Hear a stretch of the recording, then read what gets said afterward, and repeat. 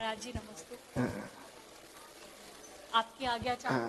धन्ना जी एक साथ सब लोग यहाँ बैठे जैन समाज को मेरा सादर भरा जय जिनेन्द्र। मैं स्कॉन लीडर नुपुर जैन भारतीय वायु सेना से हूँ और मुझे बहुत गर्व है इस बात का तो है ही कि मैं भारतीय वायु सेना में एक बड़ी अफसर हूँ, बट मुझे इस बात का उससे भी कई गुना ज्यादा गर्व है कि मैं जैन समाज से हूँ। मैं 2012 में फौज में गई थी। 21 साल की थी जब मैंने एग्जाम भरा और 21 साल की थी जब मैं फौज में निकल गई थी। शायद उस समय पे हमारे जैन समाज में इतना लेडीज का, लड़कियों का इतना नहीं था, शायद नहीं था बट इतना नहीं था। मैं कैसे कैसे निकली हूं ये मुझे पता है और मैं आप सबको ये कहना चाहती हूं कि आप भी अपनी बेटियों को, अपनी पोतियों को, मम्मी और दादियों को स्पेशल कहना चाहती हूँ, क्योंकि एक बेटी अपनी मम्मी और दादी को देख के आगे बढ़ती है। अपनी बेटी पोती को इतनी प्रेरणा दें कि वो आगे बढ़ें। और जैन समाज में एक भारतीय वायु सेना में होना या आर्मी में होना, नेवी में होना, एयरफोर्स में होना बहुत ही बड़ी बात है और मैं चाहती हूँ कि ये बड़ी बात बहुत मामूली बात बन जाए। एक बच्चा, एक बच्ची फौज में जाए। जैन समाज का नाम तो हम लोग बहुत रोशन कर रहे हैं और भी करेंगे और उसके साथ साथ देश का नाम भी हमें रोशन करना है।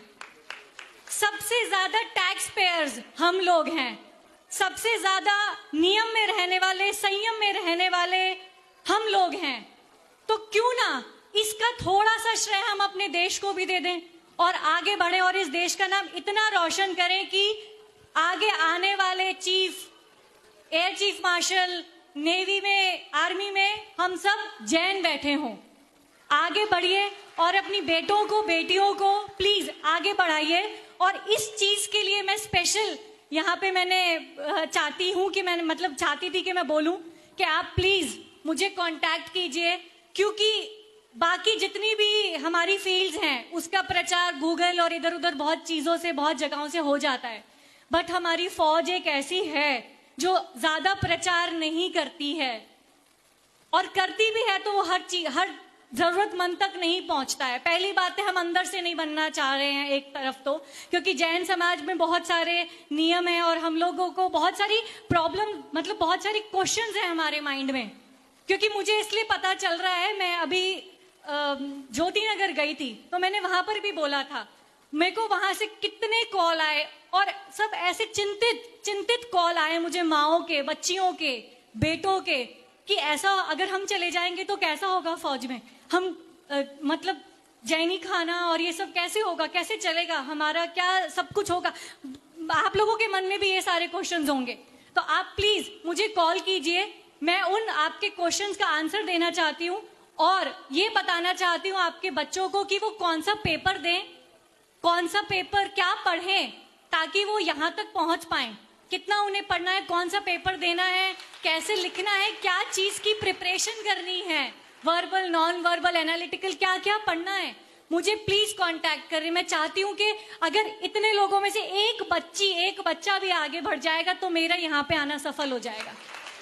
प्लीज मुझे कांटेक्ट कीजिए और मैं आपके हर क्वेश्चन का आंसर देना चाहती हूँ। फौज में लाइए अपने बच्चे को।